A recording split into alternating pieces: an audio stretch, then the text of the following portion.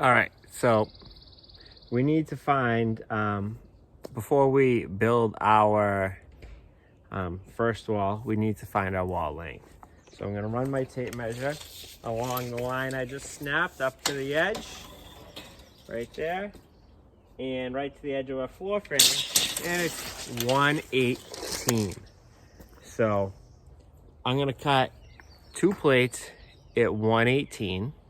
Then I'm gonna cut one 3.5 inches shorter, because when we install our double top plate, the top plate from our end wall is going to overlap it, and it's gonna kind of create a woven corner so those ends don't pull apart. It's gonna help pull everything together.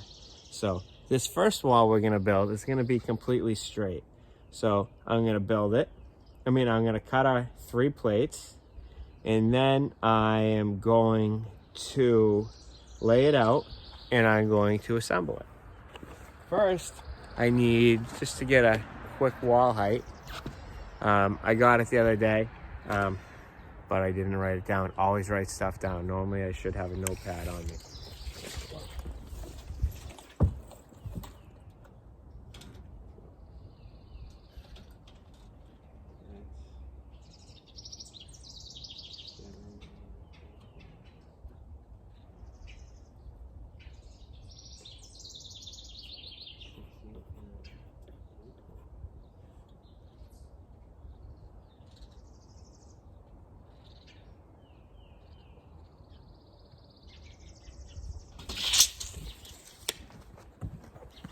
All right, so our number actually did change a little from the other day, because this existing shed doesn't have a double top plate on it. I'm gonna put a double top plate on it. We wanna go above and beyond. So our stud height is actually going to be 68 1/4. When we, it seems short, and it is, but again, remember, it's just a storage shed. And when we add our double top plate and our bottom plate, that's gonna add 4.5 inches to the height. All right, so real quick, what we're gonna do now is lay out our top and bottom plates. We're gonna do it in the same direction that we laid our floor out from. So we laid our floor out from the right over there. So this way we'll do the same thing for this wall, because we want to make sure our studs stack directly on top of our floor joists. And we'll do the same for our roof layout as well. Now when we nail our top and bottom plate, we're going to put 2 nails going from the plate to each stud. When we did our 2x6 floor joist, we did 3 nails. These are narrower, so this calls for 2. All right, let's get started.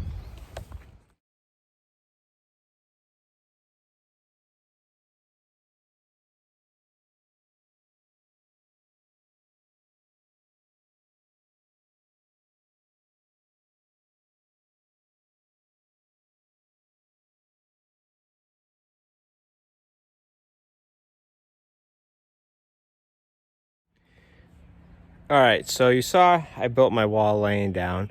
The reason I did so is because it just makes it easier to install it, safer. You're not standing on a ladder, and use the floor as your working space to build it.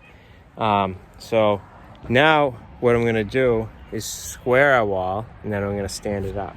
So as you can see here, I snapped our line earlier. What I'm gonna do is toenail my plate to my floor right now, just in a couple spots to keep me from moving around. So I'm going to toenail it so the plate is on the other side of the line. When I stand it up, it's going to act as a hinge, and it's going to fold it right into place. So typically we will build this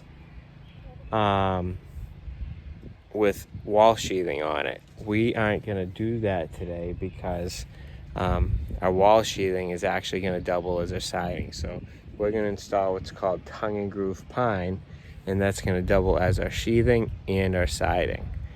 So we're just going to match what's already on our shed. So next I'm just going to install a, once I square it, I'm going to install what is called lead-in bracing. That's when we notch a diagonal brace in the into the studs of our wall. That's going to help keep it rigid, and it's going to help keep my wall square when I stand it. All right, so as you can see, I cut a piece of 2x4 and I connected it from one corner down to our bottom plate. I cut an angle, I laid it over our wall, and I traced the angles, and then I cut them on a miter saw. So now what I'm going to do is I'm going to recess this into our studs, so it'll not be notched in, and it's going to create diagonal bracing for our wall. This is going to help with wind and keep the building from racking. So I'm just going to go over here, trace this, trace that, trace this, trace that, and trace that. Now I'm going to set the depth of my circular saw to 1.5 inches, and I'm going to make a bunch of cuts, and then I'm going to chisel it out.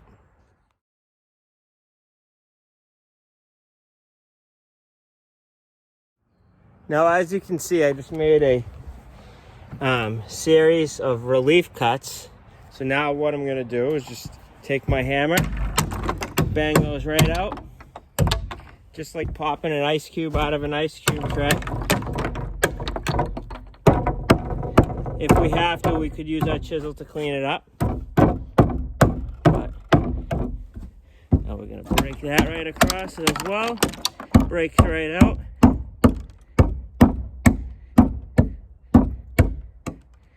And then we're going to set our bracing in.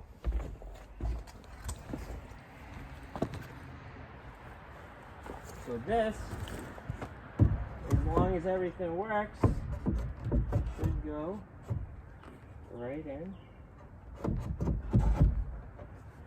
And as the saying goes, it fits like a glove.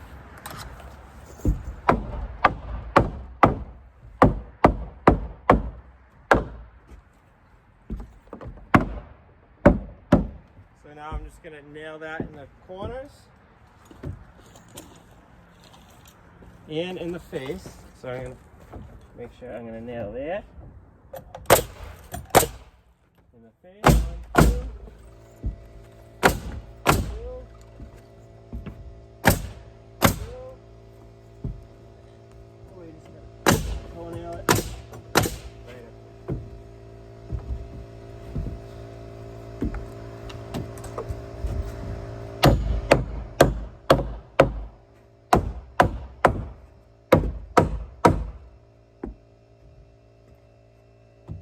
So now we're ready to stand our wall. I just want to make a point real quick. What I did over here was I nailed a stud on the flat. As we've talked about, I don't know if you remember, but when you nail this stud, we'd call this on edge because it's going up and down. This is laying flat. So industry term, that'd be called on the flat. We nailed that to the edge of our 2x4 stud, our end stud on the flat, because that's going to create a corner for us. So that when we tie our next wall in, our end wall, that's going to make a nice inside corner for us. So if we were to drywall or hang plywood or something on the inside, that would allow us to have a nice corner. So now I'm ready to stand my wall. So what I'm gonna do is I placed my nail gun where I can easily reach it. I'm gonna place my level in a position where I can easily reach it. And I'm gonna go over here. And we're gonna lift up.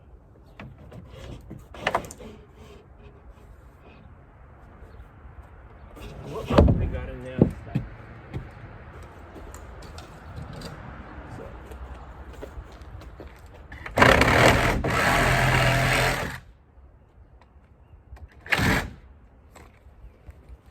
about that. I had toenailed the temporary nail in the end just to help me keep the wall secure while working.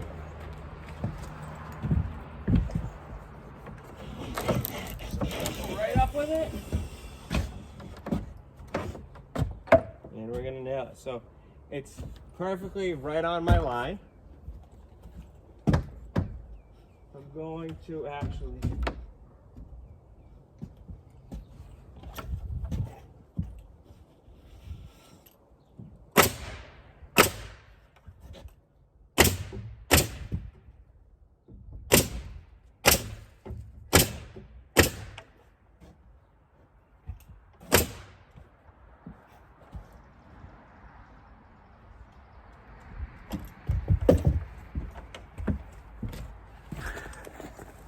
all right, so my wall is up. Now what I'm gonna do is put 2 nails in my bottom plate every 16 inches. On my end, I'm gonna put a diagonal brace for right now to help us. It's gonna hold the wall temporary level until we put our end wall in to help hold it. All right, so I'm just gonna go over with you how I'm laying out my wall. So now we are going to install a wall that has a header in it. So remember, what holds up our header? That's right, jacks hold them up. So our king studs are gonna go to the side of our header. They're gonna keep it from moving side to side. Then our jack studs are gonna go directly under it. This is gonna prevent your header from ever dropping. If something's under it, there's no chance of it ever going down because it's holding it up. So we're going to install our jacks. My header is my door opening is a 60-inch opening. So because our jacks are gonna go under our header, we have to make our header 1.5 inches longer in each direction. So it's gonna be 63 inches. That way, when our jack studs are sitting under it, it will be 60 inches in width. Any questions? All right, my phone's about to die, so I'm gonna throw it on the charger, so I'll see you in a couple minutes once we get this all set. Alrighty, so here we are. We got our header in and we got our wall stood. Let's take a look at it. So there we go. So as you can see, this is our jack stud and it is holding our header from coming directly down. This is our king stud and that's gonna sandwich that header in from side to side. Now on the bottom, what I did was continue our bottom plate straight across. That's gonna get cut out after the fact with a reciprocating saw, and the only reason I left it on was just to help keep the wall rigid when we stood it. So now we're gonna cut that and wrap up because Mrs. Chester made Mr. Chester lunch and I gotta get out of here. So we'll see ya.